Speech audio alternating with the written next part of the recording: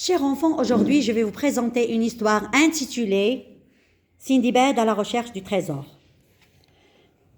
Un beau jour, Sindibad l'explorateur monta dans sa petite barque et se dirigea vers l'île du trésor.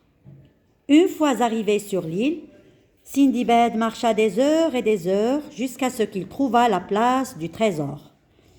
Sindibad prend sa pioche et commença à creuser sans arrêt. Quel fut son étonnement lorsqu'il trouva un vieux coffre très lourd. Sindibad ouvre le coffre.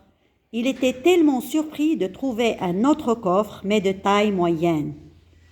Il ne perdit pas son espoir et continua à ouvrir les autres coffres.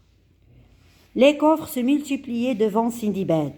Sa curiosité augmenta, son espoir diminua, mais son rêve était toujours là. Le dernier coffre que Sindibad trouva ne ressemblait pas aux autres. Il était tout petit et d'une forme bizarre. À l'intérieur de ce coffre, Sindibad trouva une fleur magique. Sindibad à la recherche du trésor.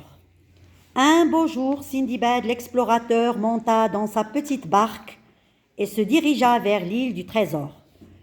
Une fois arrivé sur l'île, Sindibad marcha des heures et des heures jusqu'à ce qu'il trouva la place du trésor. Sindibad prend sa pioche et commença à creuser sans arrêt. Quel fut son étonnement lorsqu'il trouva un vieux coffre très lourd. Sindibad ouvre le coffre.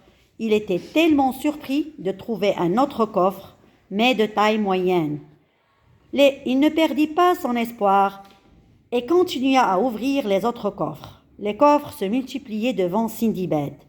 Sa curiosité augmenta, son espoir diminua, mais son rêve était toujours là. Le dernier coffre que Sindibad trouva ne ressemblait pas aux autres. Il était tout petit et d'une forme bizarre. À l'intérieur de ce coffre, Sindibad trouva une fleur magique.